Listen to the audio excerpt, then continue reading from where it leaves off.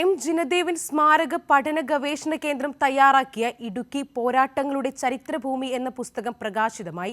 Doctor John Brittas M P M Mani MLAക്ക് നൽകിയാണ് പുസ്തകത്തിന്റെ പ്രകാശനം നിർവഹിച്ചത്. എം ജിനദേവൻ സ്മാരക പഠന ഗവേഷണ കേന്ദ്രത്തിന്റെ നേതൃത്വത്തിൽ നടക്കുന്ന തൊടുപുഴ ഫെസ്റ്റിന്റെ 2ാം ദിനമാണ് പുസ്തക പ്രകാശനം നടന്നത്.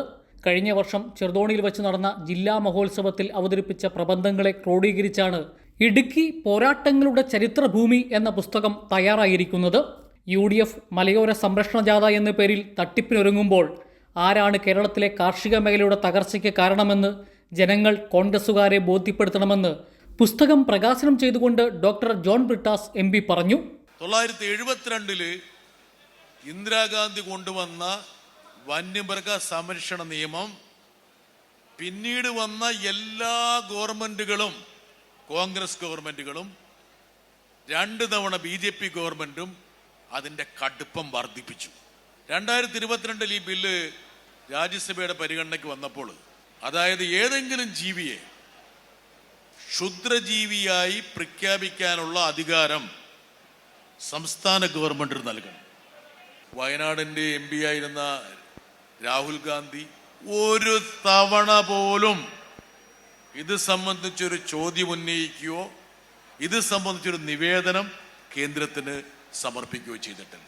വനനിയമ ഭേദഗതി ബിൽ പിൻവലിച്ചതിലൂടെ ജനങ്ങൾക്കൊപ്പം നിൽക്കുന്ന സർക്കാരാണ് LDF സർക്കാർ എന്ന് തെളിഞ്ഞുവെന്ന് മന്ത്രി റോഷി അഗസ്റ്റിൻ പറഞ്ഞു.